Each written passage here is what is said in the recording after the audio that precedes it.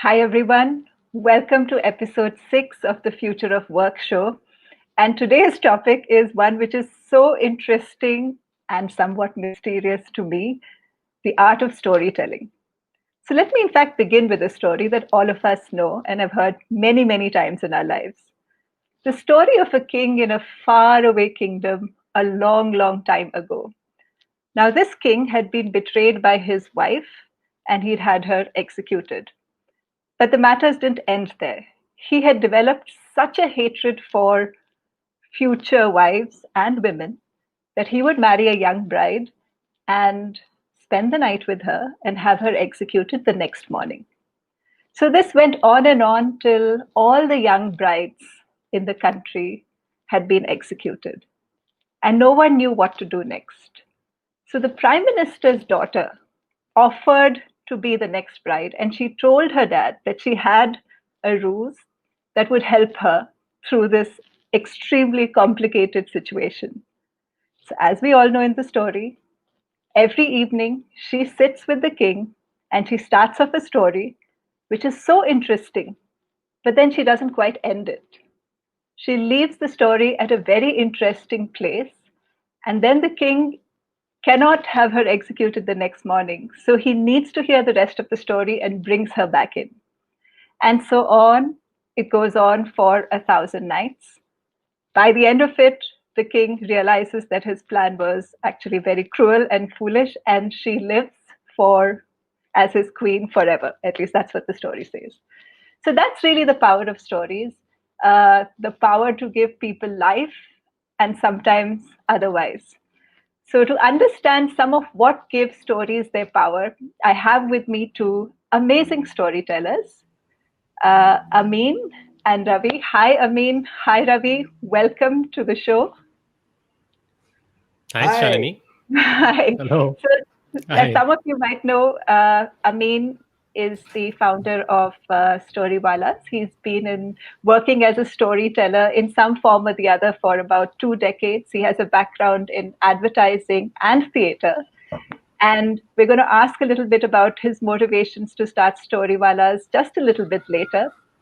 Ravi is a graduate from IIM Ahmedabad, and he's worked in fields like consulting as an entrepreneur before starting off as a storyteller coach. And now he works with many businesses, many leaders to help them tell their stories better.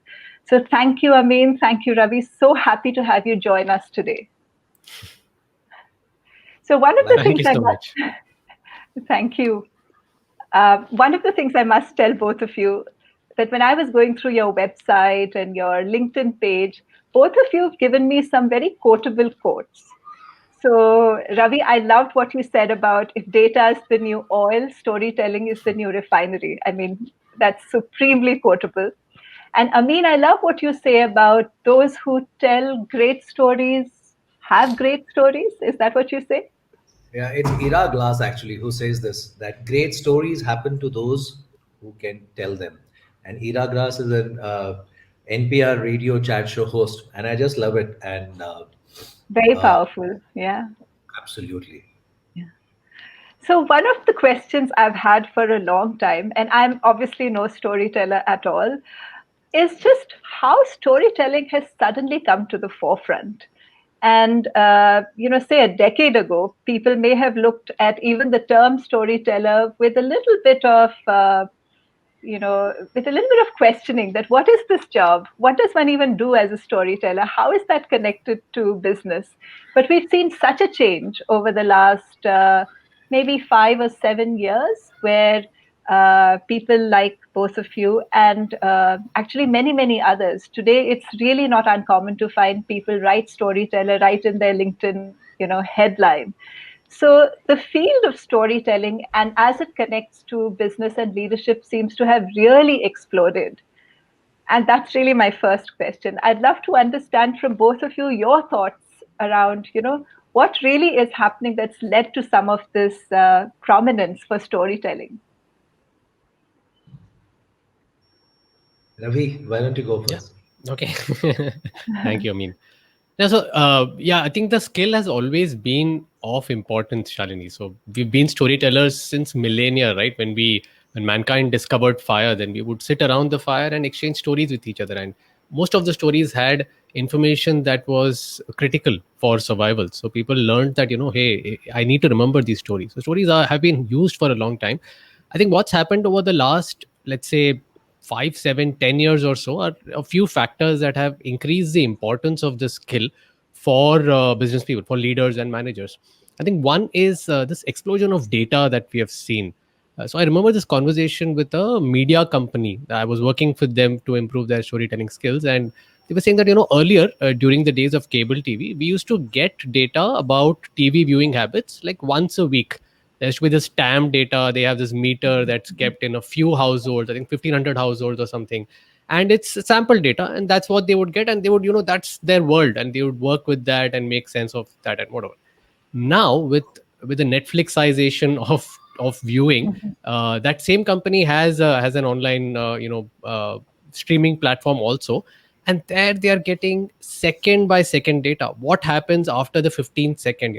Where does attention drop off? Where do people switch? So imagine the explosion. It's not a 5-10% increase. It's an order of magnitude increase in the amount of data that is going to come, and that is hitting all of us. And so if you're having such amount of data, that's great. That means more insights, more stuff hidden there, more stuff that you can use to improve your business, improve the offering to your customers. But you have to make sense of that. So which is where I think the skill becomes more important, the refining skill of converting that crude oil into the petroleum, that storytelling skill. I think that's one big change that has happened. I would say another big change that's happened is with the attack of these devices and apps, and so many notifications that we keep getting all the time, our attention spans have taken a hit. It was not as if they were great earlier, but now I think it's even worse. It's really shortening. And so a lot of people love to quote that crazy number by the study by Microsoft in Canada, where they tried to actually measure what's the average human attention span. And you might think, okay, 5 minutes, 10 minutes, or whatever. That study came up with a number of 8 seconds. And so you might dispute that number, but the point is attention spans are low and falling.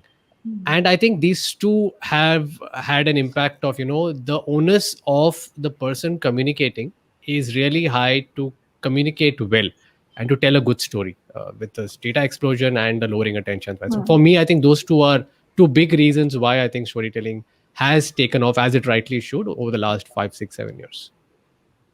Ameen, what do you think? I completely agree with Ravi. And every point that he's made, it's absolutely bang on. Data explosion leading to attention deficit syndrome, leading to the need to simplify, leading to people who can simplify becoming very important. Now, when I say simplify, it's not an easy skill. It requires pattern recognition, being able to read a pattern, being able to communicate with metaphors, analogies. Uh, it's not easy. But is it a learnable skill? Of course, it's a learnable skill. As humans, we are all born storytellers. At some level, we are born with that ability. But ability is like a knife. If you don't use it, it gets rusted. It's like languages. If you don't use a language, you struggle with that language. So, like Yuval Noah Harari says in his book *Sapiens*, we are born storytellers. We have the ability as a species to imagine an alternate world that does not exist. That gift of imagination is something that we are born with. We can create an alternate world and an alternate reality, and live in that reality and invest in that reality emotionally. So we've always been like that for thousands of years, millions of years. We've been sitting around fires and not making PowerPoint. We've been sitting around fires and telling stories to each other. But what happens is when data increases, like Ravi was saying, every powerful trend leads to a counter trend. Just Yep. like use of a lot of machinery and use of a lot of digital technologies and creating music has made us crave for unplugged and raw music where people sit around a fire and play without any digital amplification. Uh, Something like MTV Unplugged or closer to Coke Studio. Why do we crave for that experience? Because it's raw, but it's real, it's authentic. So let me ask you then, do you think that, given that we're entering a future which is changing much more rapidly than anything any of us have really experienced in the past, um, and the fact that, as you said, there is both a data explosion and a sharp reduction in maybe attention spans, do you think this role of stories itself changes? Would you call it a future skill, as people like Dan Pink, etc., have done? That in the future, being able to tell good stories is going to be, one of the critical human and leadership skills. Wonder what you think about that. Well, look around you, not just of the future, but of the past as well. You will see that great leaders have always been good storytellers. In fact, it is one of the key skills that makes them a leader. Leader is about communicating a vision, inspiring people to follow that, buy into an idea. And whether you look at leadership at all levels, when you look at leadership at the political sphere, for example, right from Gandhi to Nelson Mandela to Barack Obama, great storytellers. If you look at leadership at the spiritual level, take Swami Vivekananda. He shook up the Western world with his articulation of Indian philosophy, great storyteller. If you look at leaders in the business domain, right from Steve Jobs to Richard Branson to Indra Nooyi, great storytellers. So you see that correlation: leadership, storytelling, leadership, storytelling, leadership, storytelling, every sphere, writings on the wall. So see, this is so interesting. And for instance, Ravi, you did an MBA, you went to business school, I mean, you went to MICA, so at least you had some exposure to communication. But Ravi, you and I went to the same school. So, Yeah. I can say that was never a central part of, say, the MBA discipline. True. And I don't think communication or storytelling, I don't think it ever really entered any of our MBA curriculum, except for, I think, a couple of courses which we had around learning True. from stories. And you yourself, Ravi, have had a career which I think started off fairly left brain. The whole, Yeah. you were a chartered accountant, Yeah. MBA, and then of course you worked with many of the consulting organizations. And then you made this transition at some point to storytelling and understanding the power of stories. How do you think all of this plays out? Like, what made you switch or not switch, but broaden your understanding of leadership and business to include storytelling and other perhaps right brain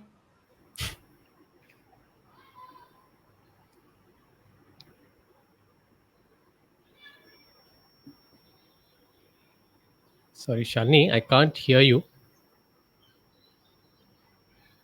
But you got the drift of that question, Ravi. Why don't you go and answer that as to how did that happen in your life from Yeah, no, from it's a very typical question, Shalini, and I think it's a bit of a misconception to kind of pigeonhole saying that okay, CA MBA is all left brain and storytelling is a right brain skill. I think a good storyteller needs to have a balance between the left brain elements and the right brain elements. So there is a bit of a science and an art to the skill, and both are equally important, I would say. So I love a great quote by Ameen in this whole field of storytelling. Right. So he has a simple 3-word definition of the word story, which is a good story is truth well told.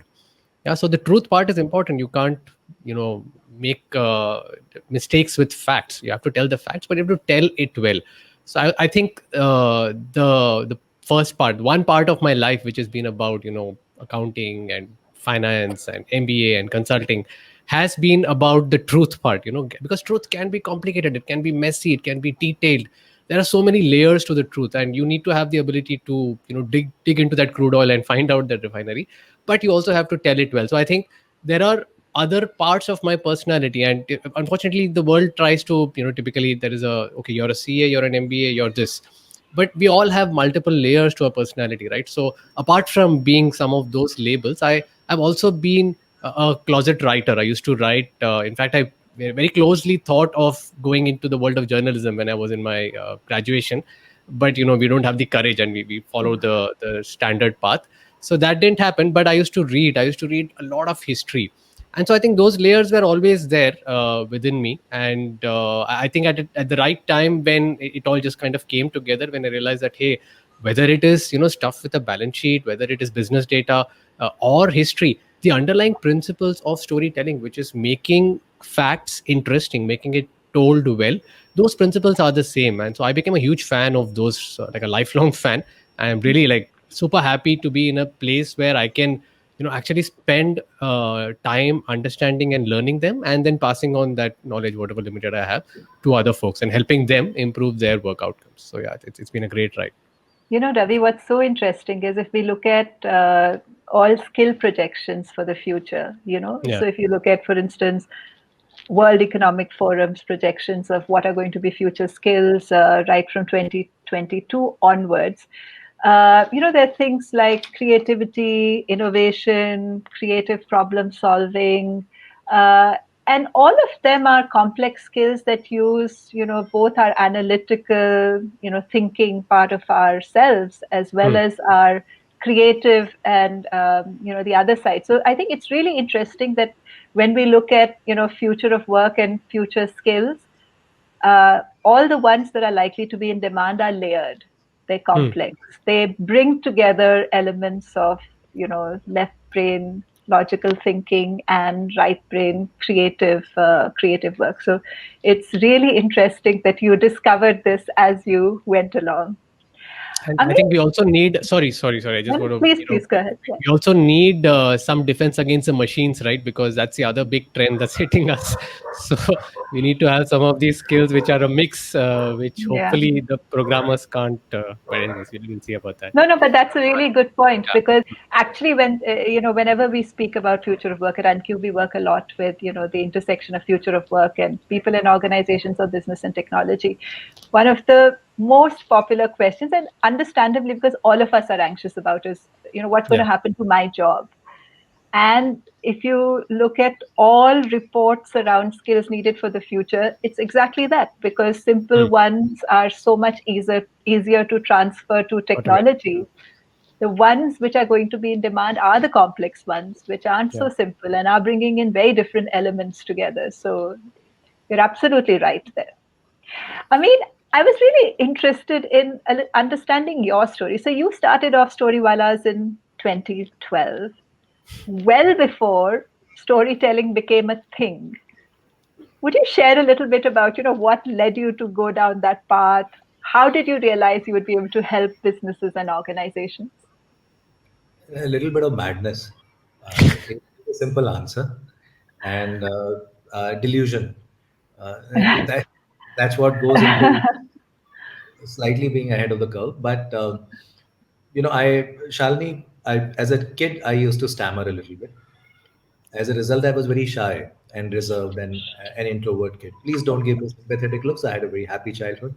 Uh, but around grade sixth or seventh, my mother, who was a teacher, she enrolled me into speech therapy and theater and elocution and debate competitions and poetry recitation and extracurricular activities and Boy Scouts and National Cadet Corps, and I could go on, but you get the gist. A comprehensive damage control strategy to push me out of my comfort zone, out there in the fun, and I hated it, to be honest. But when I look back now, I'm extremely grateful to my mother because uh, speech therapy helped and theater helped. My first role in theater was to play a dead body, but it gave me a lot of confidence and to be comfortable in front of audiences. And I fell in love with theater. It became a large part of my life early enough in life. From high school, I was doing a lot of theater. In college, I was doing a lot of theater. So when I passed out of Mica, I joined Ogilvy in Mumbai. I started working in advertising. I had a day job, which was in advertising, and I had an evening job which was in theater. Both are forms of storytelling at some level. So I was not, Storywalas wasn't born, but I was doing storytelling. I was working with theater and I was working with advertising. Now, advertising is where my work was as a communications planner. And a lot of people think of advertising, the stereotypical image is that it's toothpaste advertising or soap advertising. But you advertise anything. right? You advertise political campaigns and get people to buy into a political ideology or not buy into another political ideology. You get people to buy into a savings bank account. When you open a bank, people don't easily go and open bank accounts there, but your advertising has to persuade them into doing that. Just to explain what I mean by that, when a restaurant opens in your neighborhood, you feel like going and eating there. When a bank opens in your neighborhood, you don't say, "Let me go and open an account." You don't know, So how do you influence people through communication to buy into an idea? How do you build trust? How do you build? How do you get people to open their wallet and vote with their money? And so that got me interested in behavioral economics, in how people buy into ideas. And parallelly, I was doing theater and advertising and all of that. So in the course of that work, I really got interested into how people buy into ideas. And there I found, stories play this hugely powerful role. And I said, we don't leverage that power outside of advertising. But leaders have always done that. Now, if that could be put into a process, if it could be taught as a teachable skill where people could learn that, that would be very useful. I also wanted to help teachers. So when I started the Storywalas, one of the desires was to help teachers become better storytellers. Teachers become teachers by doing B.Ed, M.Ed, and one of these are really dated curriculums. And what's missing there is uh, storytelling. Now, if you think about your favorite subjects in school, it's very likely you'll remember your favorite teachers as well. And if you remember the subjects you didn't like, you'll remember the teachers you didn't like. So there's a strong correlation there. And storytelling can make any teacher, any subject interesting. So these were some of the motives with which I started Storywalas in 2012. Uh, I had no idea it was going to become so big. And uh, yeah, but these were some of the ideas that were there at the back of my head. I still remember my mom asking me, and she has a healthy dose of sarcasm. So she asked me these three questions. She said, "Acha, I mean, so what are you going to do? You've quit your job." And she's a Malayali, and Malayalis, their sarcasm and wit, both are displayed in an underhand way. So she said, "So what is this storytelling that you're going to do?" So I said, "I'm going to tell stories to children. I'm going to teach people how to tell stories." Ah, nice, nice, nice, nice. Are people going to pay you for that? That was a second question. Are people going to pay you for that? So I hadn't started, so I had no way of knowing. So I said, I don't know. So Ma, I don't know. We'll find out. Ah, yeah, of course you don't know. You'll find out, of course. Actually, that's what I want to ask you. When you started out, in 2012, and you went to presumably business leaders and said, "Let me help you tell better stories," really, did people even know what you were talking about? Yeah, that's you're right. So my mom, the third question that she asked is, "Are you mad?" uh, But I have always believed that a little bit of madness. Ravi is a madman. I know him really well. I know he's mad enough.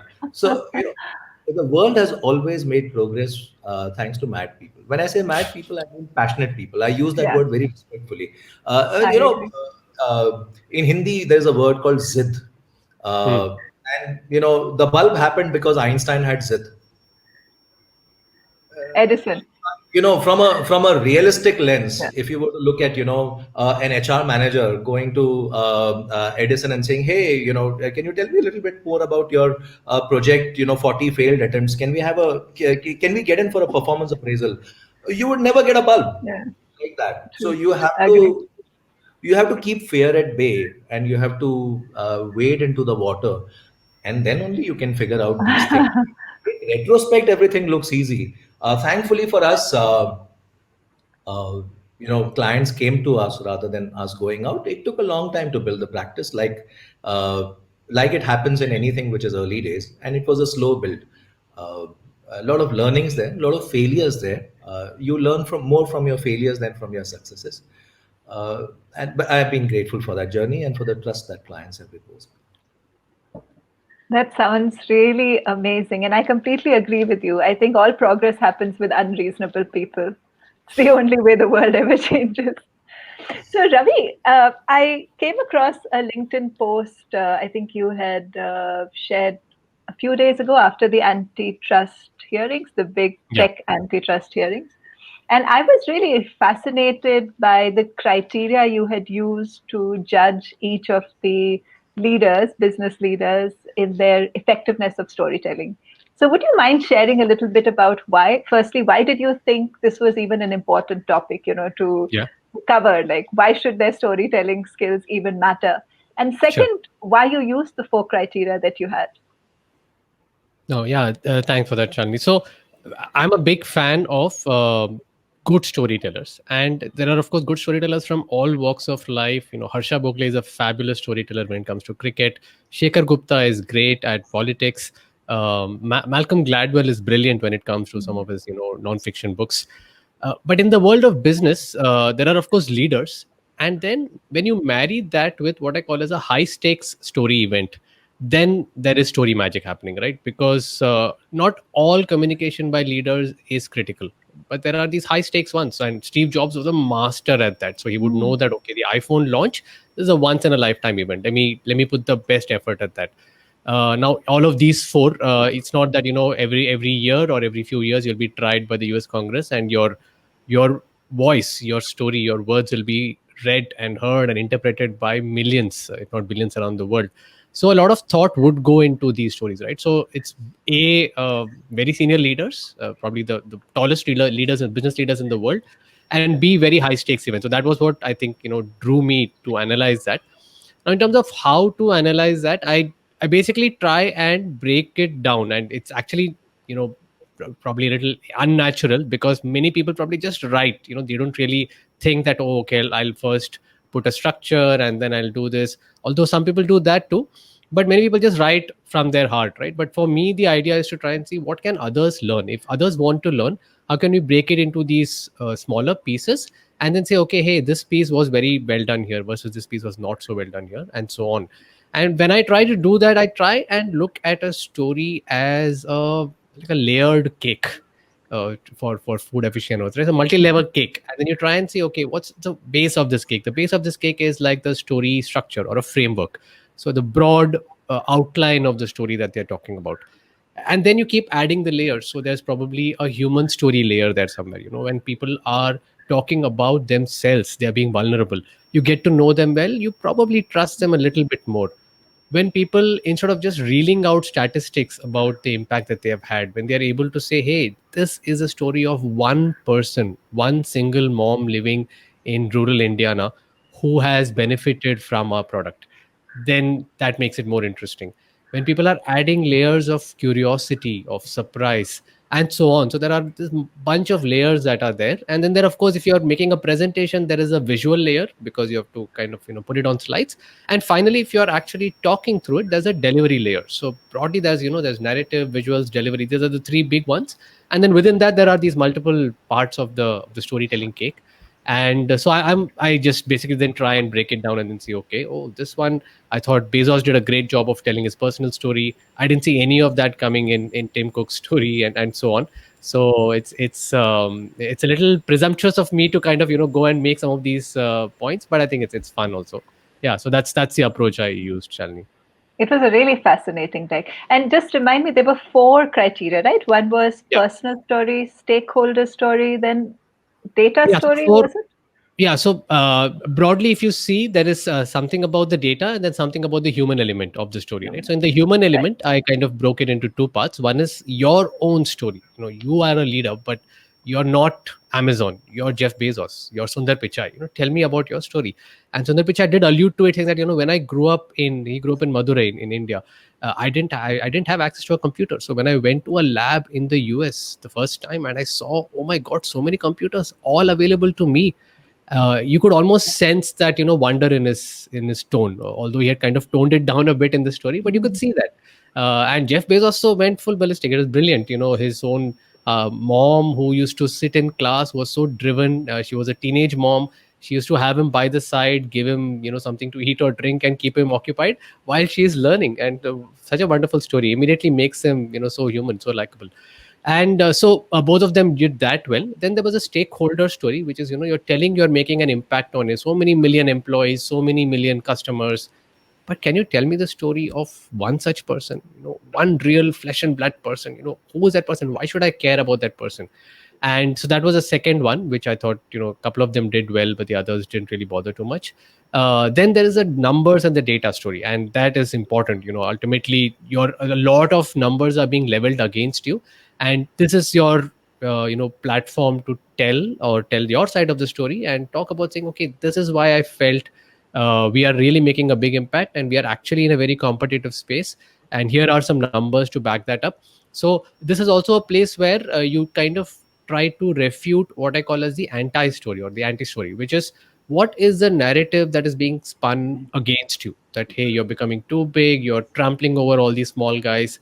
And now I'm not taking positions here because I have no way of knowing, but the point is you have to tell your side of the story, and all of these guys attempted to do that in some way. And finally, okay, so you have data and numbers to back it up, but what's your vision of the world, what's your narrative of the world, and where you fit in? What's your big picture story? So there is a big picture story about you that's being spun in the outside world, but what's your take on it? So that was a fourth element. Yeah, so those were the four things that I thought would be interesting for us to analyze them and maybe use in our own stories. Thanks, Ravi. I mean, you've been working with leaders now for, quite a while. Do you think that there are some parts of storytelling that leaders in India find particularly challenging? Oh yeah.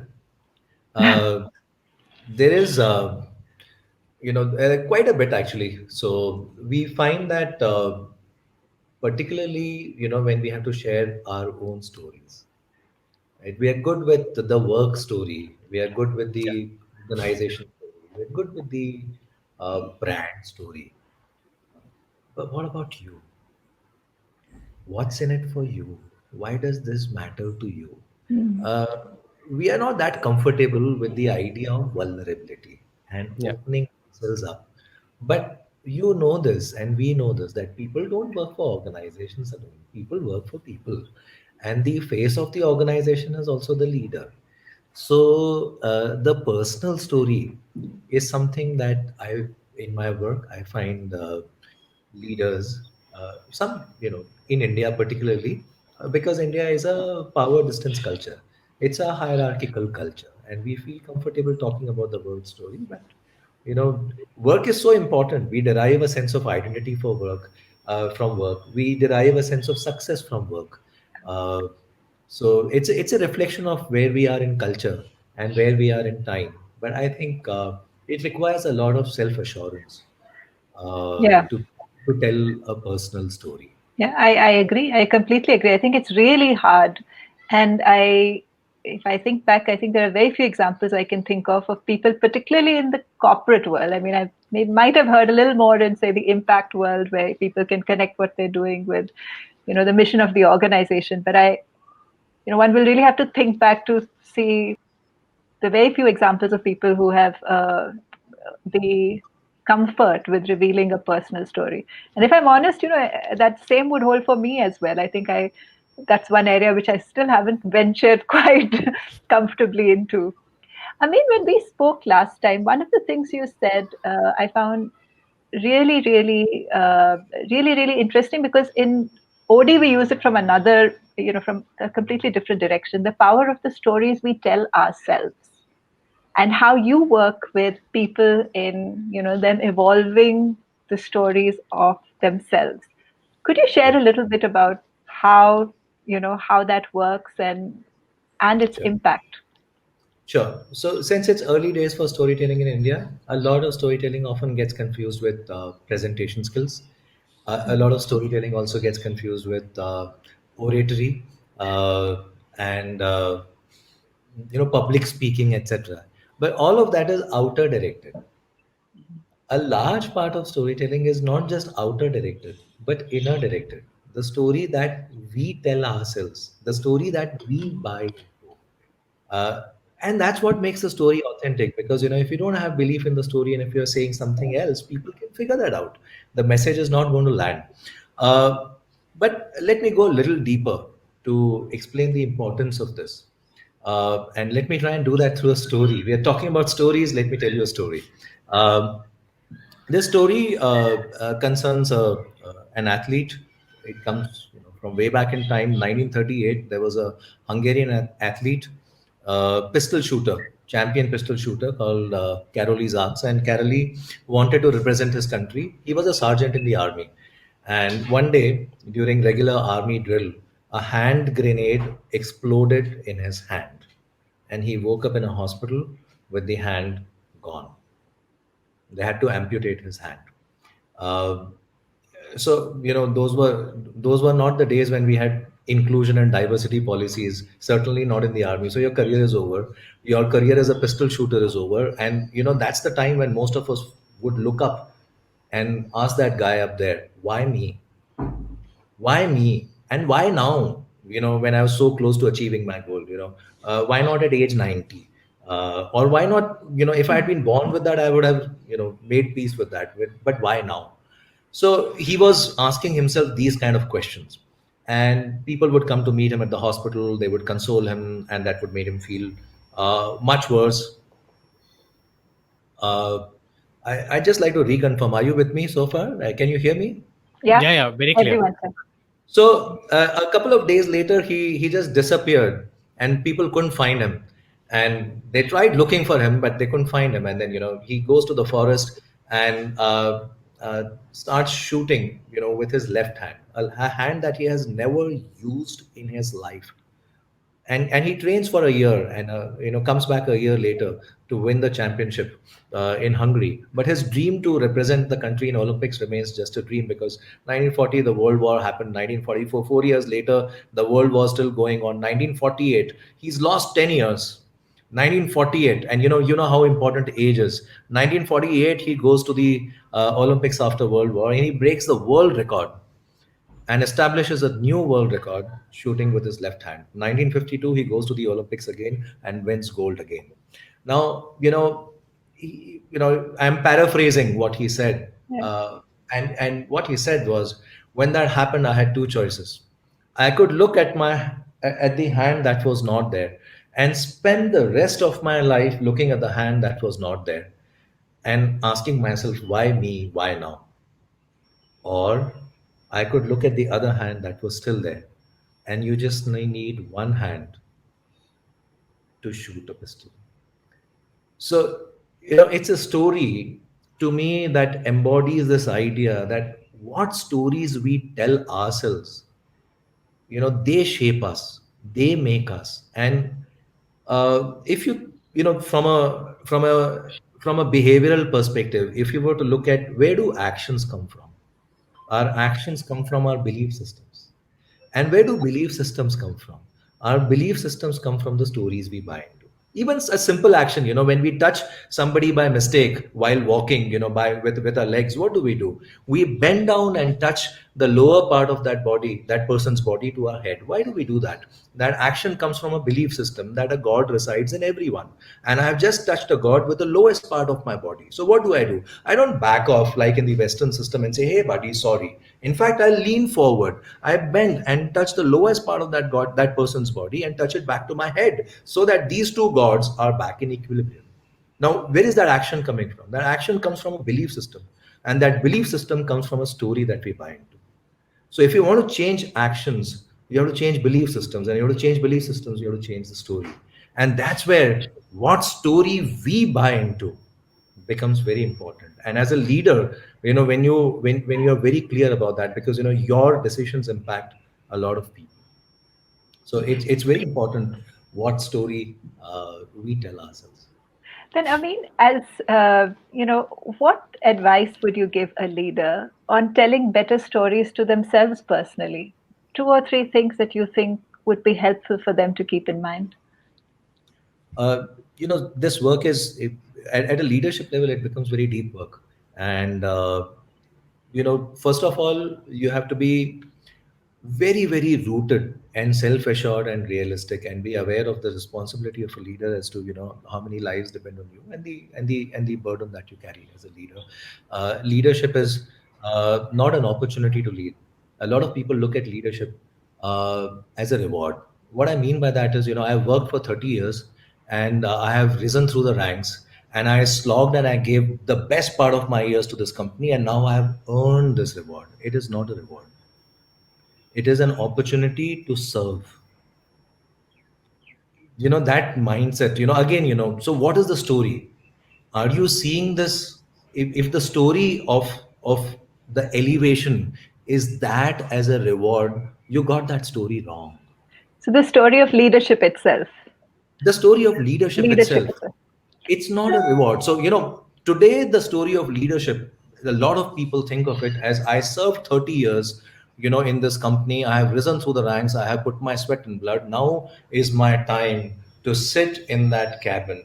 Now is my time to, I have earned this reward. It's not a reward, it's an opportunity to serve. This is more difficult now. This is not a reward for everything that you did in the past. This is now about the future, and that's not going to be easy, but it's a huge responsibility. So that when you have clarity about the story of leadership itself, first of all, that what story are you telling yourself of that leadership, it starts from there. So that's the first point, that what is the story you are telling yourself about your elevation into that role and your role as a leader. So it starts there.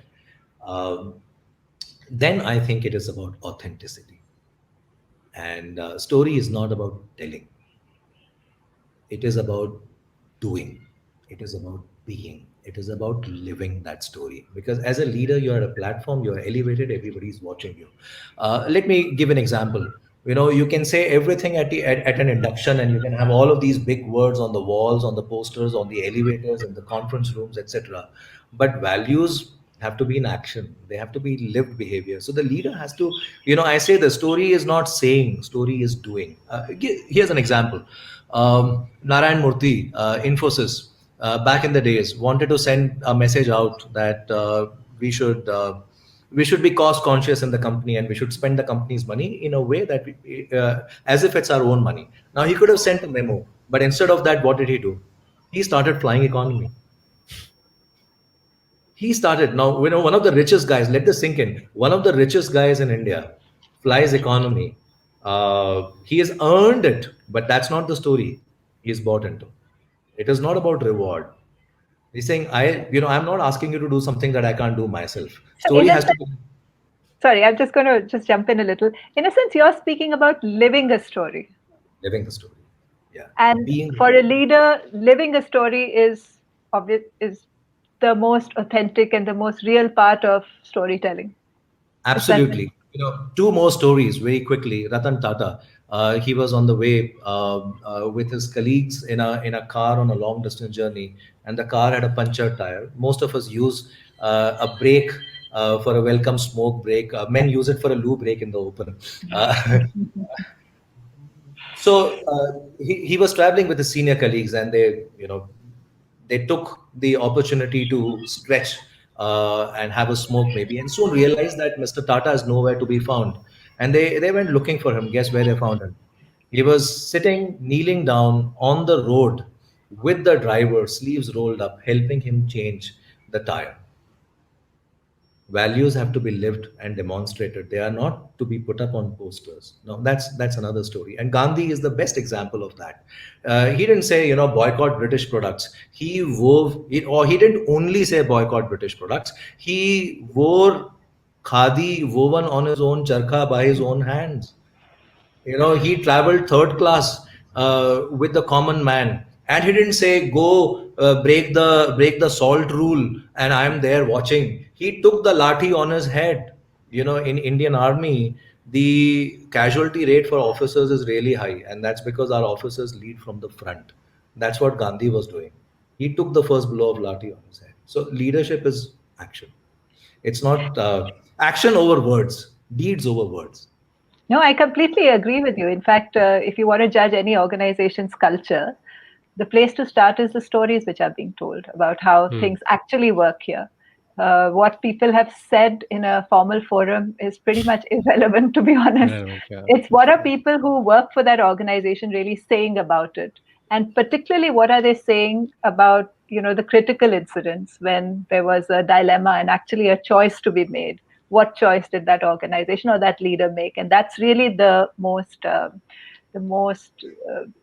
powerful way of speaking out your values by living them. But isn't there though a little bit of a difference between living your story, which of course people who know you, who have an opportunity to observe you, like people who work in your organizations do, and storytelling in a more communicative fashion?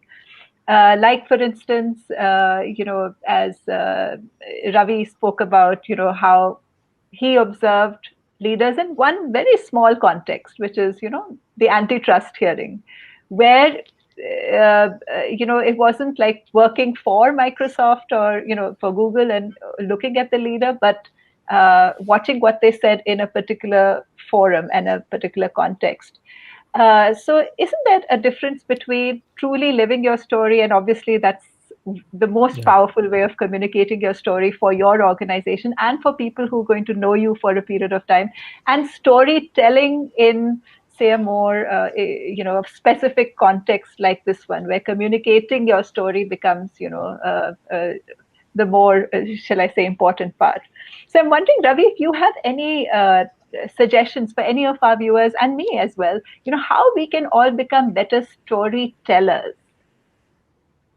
Absolutely, Shalini, and there's a great story, right? The story is by Ameen. So, one way to kind of build on what he said, and to kind of answer your question also. So, a good leader needs to ensure that the story he is telling, and not just, of course, the story is also doing, but story that leaders also tell stories, is in alignment with, I would say, three variables or three parts, moving parts, whatever name you want to call them.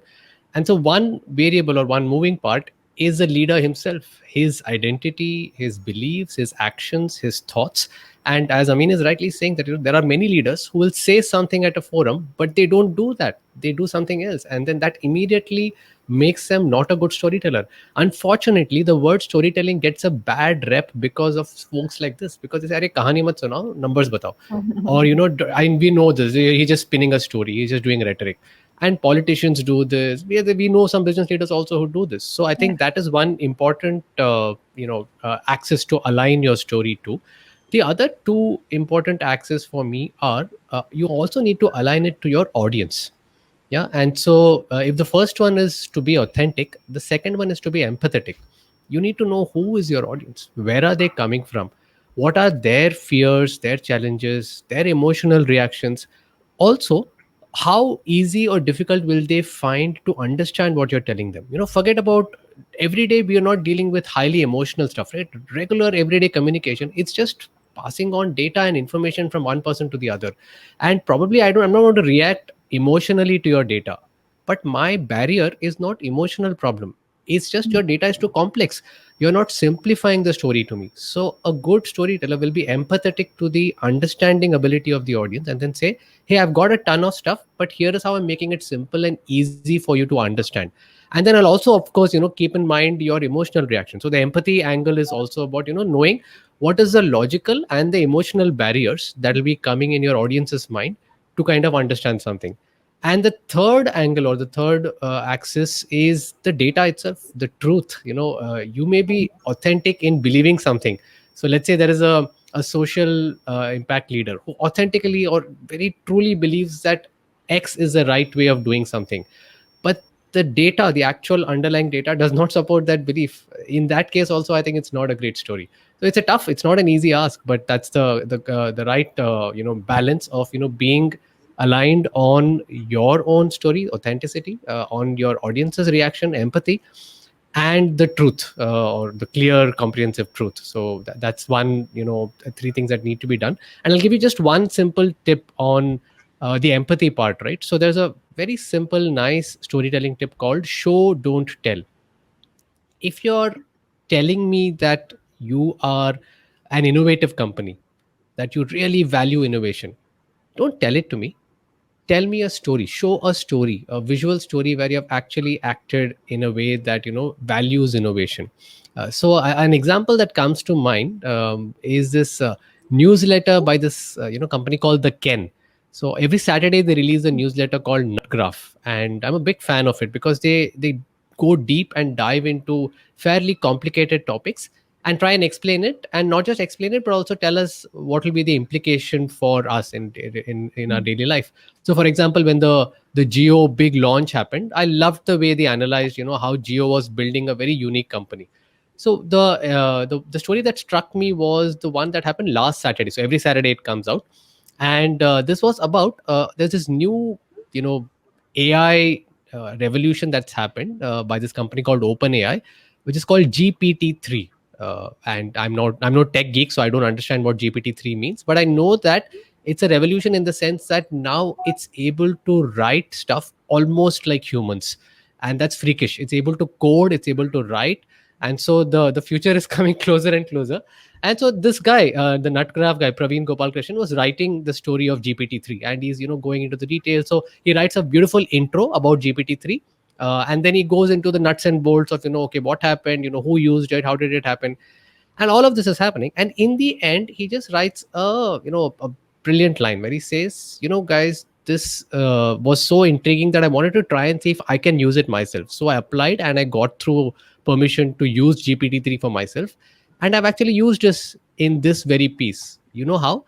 Go back and read the first 200 words, the intro piece that you liked so much. That was not written by me, it was written by GPT-3. You And so know, instead of yeah, please, saying sorry. that GPT-3 is innovative, he showed it to us. It's a show don't tell moment. So that's one powerful tip that I thought I could share with the listeners. Sorry, So that Sasha. example just reminded me of so my co-founder Jaspreet in his book Tech Whisperer. He has a Hmm. chapter which is written by AI. The book is about Oh my God, this is the technology. future is already here. The robots are taking our jobs. So that It's scary. was Scary so. stuff. I'm going to ask one last question. I mean, and anyone who is listening, and if you have any questions, please do post them, and I'll ask them on your behalf. I mean, is there anything that you could share around, if any of us want to be better storytellers, two or three easy takeaways for us? Sure. First, the point that I had already covered, which is live your story, so that Right. it's authentic. When your actions are in alignment with your beliefs, and when your beliefs are in alignment with your value systems, right? So when what you say is aligned with what you do, and what you do is aligned with your belief systems, the story will be authentic. Number two, remember the best story about Shalini is not the one Shalini tells herself, but the one that Ravi tells me about Shalini, or the one that Jaspreet tells me about Shalini. So we live in the word of mouth economy, and today it's a review economy. If I have to join an organization, first I'll go to Glassdoor, and I'll see what people are saying about. If I have to go and book a hotel, I will not book a hotel, but I will say what are other people saying about that hotel. That's why we go to TripAdvisor. If you have to take a cab, so fix your story there. It's not about what you say, but what others are already saying about you. So your story is in play, and others, your customers, are in charge of your story already. So look for alignment there. Look for alignment within. Point number one. Look for alignment outside. Are your stakeholders aligned with what you're saying? That's point number two. Number three, I haven't seen a good storyteller worth his or her salt who's not a great listener. In my book, storytelling comes later, listening comes first. If you're not a great listener, you can't be a good storyteller. Forget it. And listening is tied into understanding, like Ravi was talking about empathy with your listeners. What are their concerns about understanding that? Then comes the point about articulation, fourth. So after these three, you come to articulation, and there it's not just what we say, but also how we say it. That makes a lot of difference. And in this articulation, there's a huge battery of techniques that you can learn about how to frame something in a way that connects to people's hearts. But the simplest and the most powerful example that I can cite and close this story with is is the video that has gone viral on YouTube. It's called the Power of Words video, where there's a blind man sitting and asking for money. And he's got a play card there, a cardboard on which he's written, I am blind, please help. But that message, that story is not working. And people are passing by, and he's using the magic words that we teach children, right? Please help, all of that. I am blind, please help. And a lady comes and changes that. She writes something else, and magic happens, and people are putting in money. So later, when that lady comes back, he asks her, what did you do to my sign? And she says, I wrote the same thing. but in different words. And the camera zooms out and you see what's written there is, it's a beautiful day, but I can't see it. Oh, that is So, powerful. after you've checked for alignment on your story at three levels, internal, external, which is are your stakeholders, and listening, comes articulation, which is very powerful. It's not what you say, but also how you say it.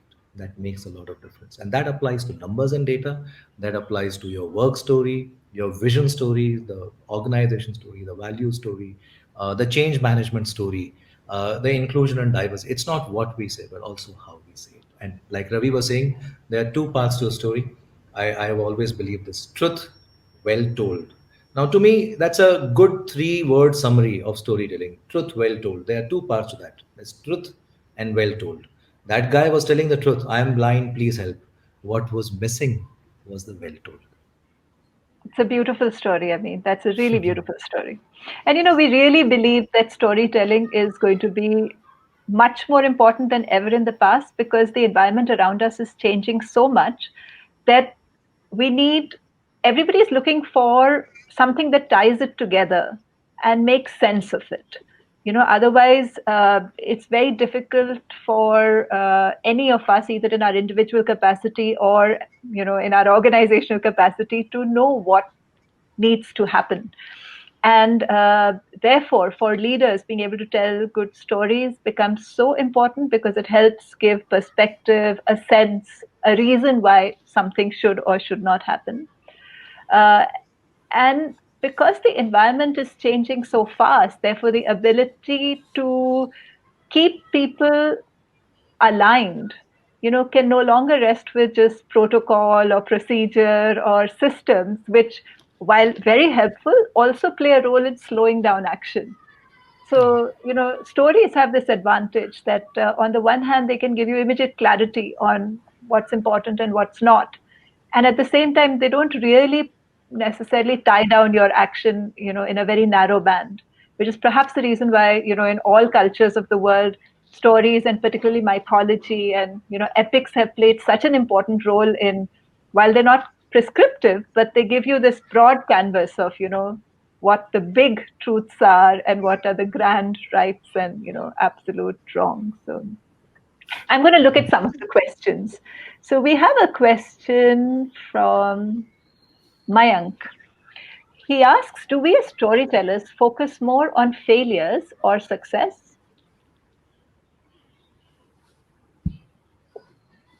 Ravi? Yeah. No, I think both stories are important. But I think failure, as Ameen was saying, failure teaches us more. Success, or what do they say?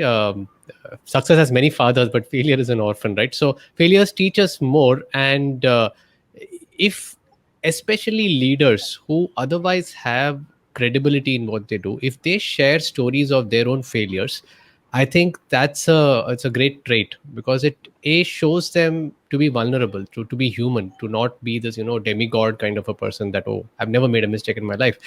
And more importantly, it tells the others that, hey, it's okay to try and fail, and this is not a, you'll be fired at the first mistake kind of a culture. So I would kind of give a slightly more higher weightage to stories of failure. I think those are the ones that have more learning in them. Okay. Okay. So I, I I, think, I yeah, agree with go ahead, Anne. Yeah, I mean. I saying I'd agree with Ravi completely. It's not the failure stories or success stories. Which story is more important? Which authentic story is? Story is a tool, which it serves a purpose. So what's the purpose? And for certain purposes, you need success stories, and certain purposes you'll need failure stories. So start not with by looking within and saying, okay, I've got a failure story. Now I want to tell the world the failures. That's not That's no point. Yeah. because the moment you start doing it for the wrong reasons, that's the end of it. Story is like a story is not about spinning a yarn. I hate that word spin. Uh, it's about it's about conveying a message that people can connect with at a deeper level, and therefore start with the purpose. Why would I use this tool? And if the purpose requires a success story, and they're very important as well, go ahead and use a success story. Otherwise, you know जंगल में मोर नाचा किसने देखा. We live in an attention deficit economy. Who's got the time to figure out, what good work you've done? You have to make the effort of going and telling it. Yeah, and Thank in you. fact, many companies kind of spend a lot of time creating these success story case studies, right? And the moment it is made as a case study, with these boxes to be filled, I think it completely takes away the story element of it. I think that there's a lot of potential to really make those come out alive as a story. So yeah, I think great point. I mean, yeah. Sorry, Shad, go ahead. No, thank you. Thank you. I realize that we are at the end of our time. For me, actually, leaving our conversation today, some of the things which really stand out is one, the best stories are truth well told. I thought Yeah. that was really, really powerful and bring both together. I think some of the things which we spoke about stories having, and I think Ravi, you alluded to it in the way you spoke about how leaders told their stories. The whole piece of logic, data coming together with Hmm. having an emotional impact, and Right. that coming together as being a very powerful, So so my big takeaways are both the truth well told, and which is actually almost the same thing, but Yeah, same thing. having having the logic, the data, etc., along with an emotional connect in the way it is told, is really seems to be at the heart of creating a story which has impact. And that's a very, very that's a beautiful takeaway for all of us. Thank you so much. Thank you, Ameen. Thank you, Ravi. Thank you so much for Thank you. being with us today. Thank Thank you. you for a lovely conversation, and for bringing me and Ravi on the same platform. Uh, I'm a big admirer of the work he does. Thank you so much, Anil. This was great fun. I learned a lot. Thank you. Thank you. Thank you. So, thank you everyone for joining us. Do stay with us for our episode